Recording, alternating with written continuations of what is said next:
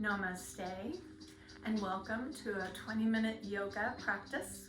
I'm Karen Beck. Thank you for taking some time to join me, and just a few reminders: if anything doesn't feel appropriate for you to do, you can opt out. Yoga should come to you. You shouldn't have to go to yoga. So if you ever just need to hang in child's pose, but if you want to try some more elaborate poses, feel free. We're going to start with just some breathing to center ourselves, become present. So I'm sitting in Sukhasana, but you can sit however you like. If you like your legs extended, or if you want to sit on your knees, you can lower your eyes or close your eyes. Just take a few moments to become present, to sense your breath, to escape from what's outside your world and just be inside yourself. So with your next breath, let the arms float toward the sky. Nothing should hurt. As you exhale, open the arms. Touch the earth. Leave the left hand on the floor. Gently bring the right arm over the head. If this is uncomfortable, only go as far as you feel. Pain-free. Push on the low hand, lift with the high hand, switch on over to the other side. Feel long and lengthened, attentive to your breath. Push on the floor, lift yourself up. Go ahead and bring the knees in front from wherever you're sitting. Put your hands behind you.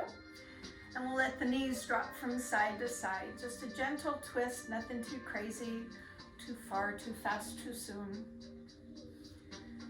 So for a little more challenge, leave the inner edges of the feet together. Gives you a little more. If you feel like you want to stay on one side a little longer, do so. We don't have to be doing this together. Then come to Bandha Konasana, the Cobblers Pose. Bottom of the feet come together. Leave the hands behind and lift yourself up onto the sit bones rather than the tailbone. So as you're sitting nice and tall, use the hands to hinge or elongate yourself forward.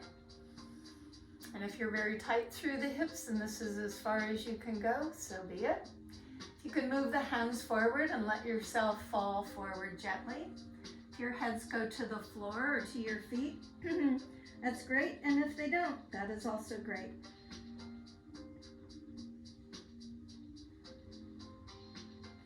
Mindfully bring yourself back up to a seated position, and on your own terms come to a standing, hopefully not using any hands, but if you got to use your hands, you got to use your hands. As you come to stand, establish Tadasana. So you might be facing me on the end of your mat. I'm going to face you just for visual sake. So I'm rooted into my feet. I'm engaged through my inner thighs. Mula Bandha, pelvic floor draws up. Uddiyana action is in. I lift my heart, relax my neck and shoulders. Fingers vibrantly reach to the earth, crown of the head to the sky. Check in with your breath. Be that mountain. And with the next breath here, let the arms rise towards sky. Exhale, bend the knees, put the hands on the thighs above your knees. From here, tuck the tailbone, bow the head, cat pose. Breathing in, lift the tailbone, lift the chest, cow pose. Do a few rounds of the cat and the cow, bringing energy, mobility through your spine. I'm not fond of cranking the neck back, so if you just lift your chest and look outward, that would be fine. Next time, end up between the two, not in a cat, not in a cow, so somewhere in the pasture.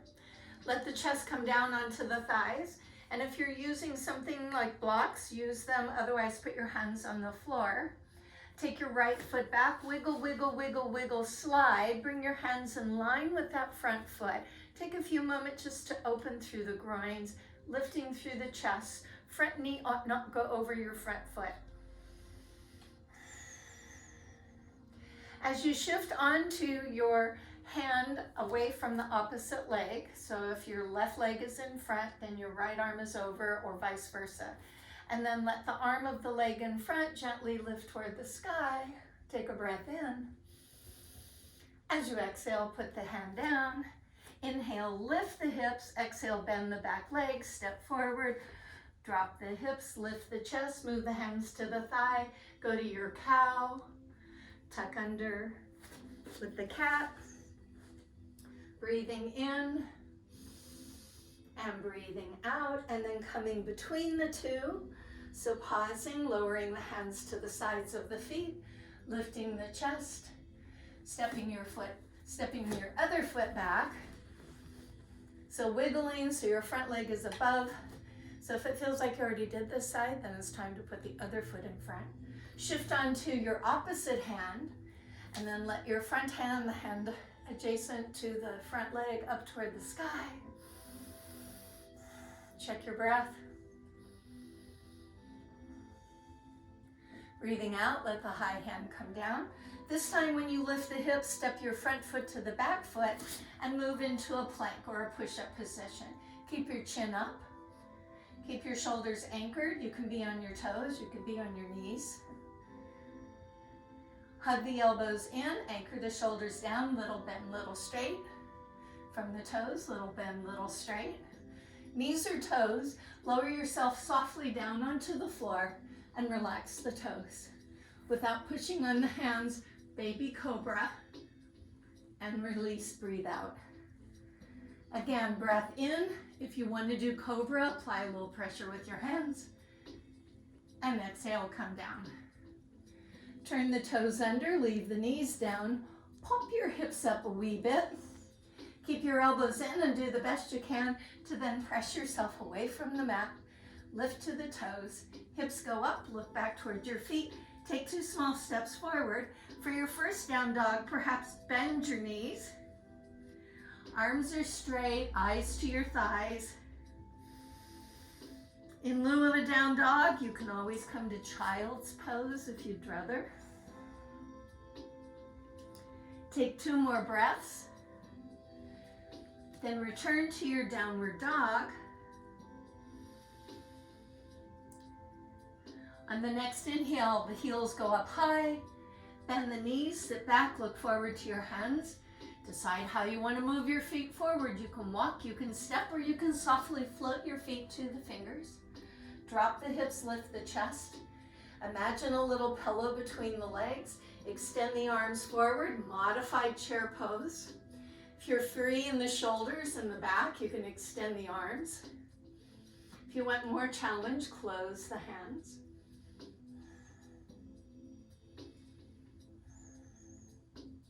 Then to a body weave, drop the arms, press the hips, lift the arms all the way up, join the hands, and float them down into the heart. Standing balance pose will be a tree pose. So as you root your feet, stand on your left foot, bend your right knee, and turn your toe open. Release the hands. So this is a wonderful option. Feel free to stay here or move your foot to your calf. That way the floor is not too far away. Or move the foot high in your inner thigh. Once you've decided where to place that foot, let the hands come into the heart. Find your breath. Be the tree. Then decide what to do with your limbs. So, you could be a saguaro, you could be a cactus, you could be an extended ponderosa pine, and if you want a little more challenge, take your focus up.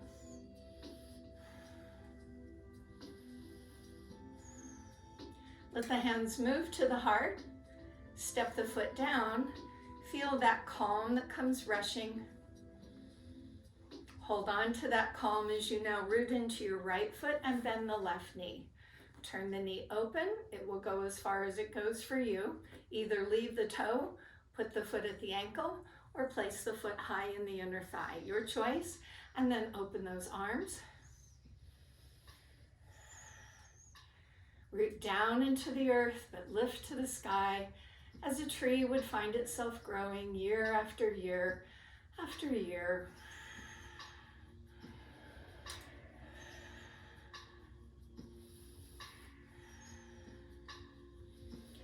palms come together, stand on 2 feet, and become that mountain pose and feel the calm again. So as you're standing at the end of the mat, I'm going to turn. You don't have to. Let the arms lift towards sky, bend the knees, put the hands on the floor, and come back onto all fours, where the hands are under your shoulders and the knees are under your hips. So you can shift back and forth, side to side, to make sure you're well balanced. Watch your right hand and slide it forward. Left foot slides back. As you lift out of the ground, extend the arm and leg in opposition. So the leg isn't too high and it's not too low. It's Goldilocks just right. Keep lifting out of the limbs on the mat. For those of you who'd like a little more, the crossbow, where you reach back, kick your foot into your hand. It's an option. If you're doing the crossbow, come back to the bird dog. As you exhale, come home onto all fours. Again, extract that sense of calm. Slide left hand forward, right foot back. Breathing in, lift in opposition, pulling up out of the limbs left on the mat. Option for the crossbow.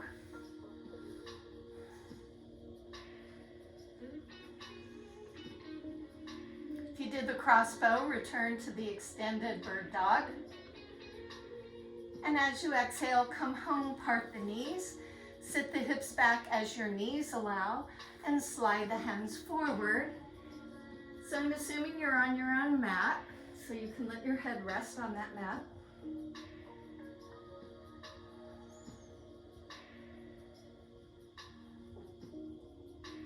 Loading onto your forearms, we do the Sphinx Pose. So the toes go back, the knees drop down, the hips touch, the toes relax, the shoulders press down, and you look forward, just like the Sphinx. If this feels a bit much for your back, scoot your elbows forward.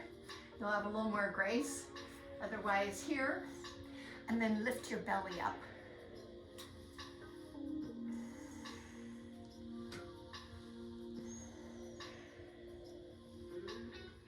Releasing onto your belly, take the hands onto the back. You can hold the hands or you can clasp at the fingers. Keep the toes down. As you breathe in, bring the shoulders back. Imagine I am holding your hands and helping to lift you into Salambasala.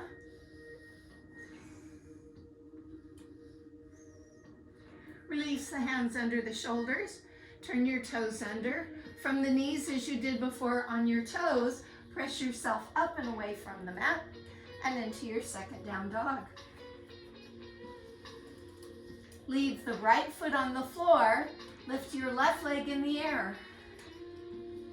So the arms are straight and the legs are straight. Doesn't matter if you're parallel or you're opening, your choice. Breathing out, the foot comes down. Lifting your right leg up, standing on the left foot. Make sure your arms are straight and your legs are straight.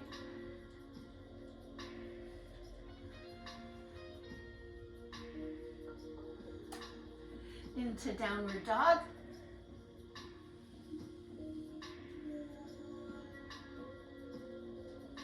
Let the heels rise up when you breathe in.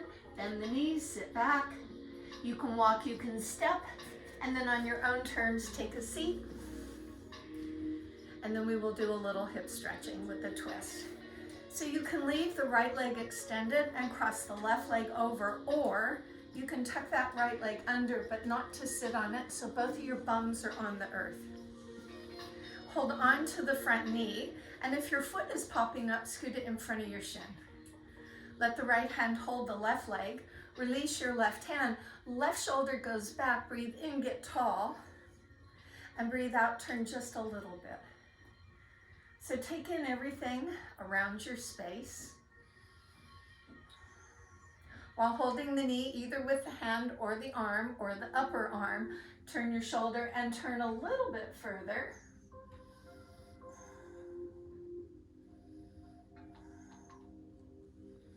As you exhale, unspiral. So you can change the legs. You can do this really cool switch to the other side, so pardon me. Ta-da. So if you're not going to do the bent leg, you can extend out your left leg and leave your foot in front, or you can tuck it under as we did on the other side. This time the right hand goes back, sitting nice and tall. Right shoulder goes back. Slowly turn to look toward that right arm. Keep the hand, use the elbow, upper arm as you choose. Turn a little bit further behind you.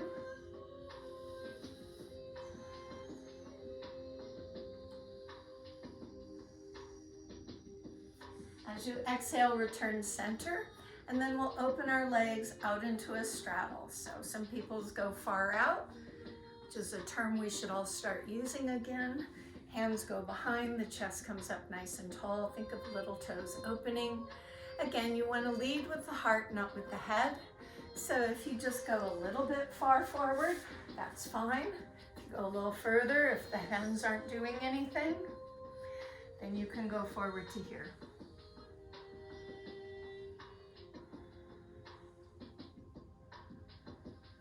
As you bring yourself up, collect the hands under the knees. Come back to your seated position. Place the hands at the heart. Take a few moments just to breathe.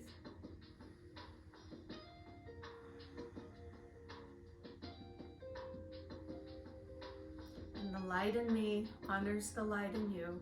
Namaste.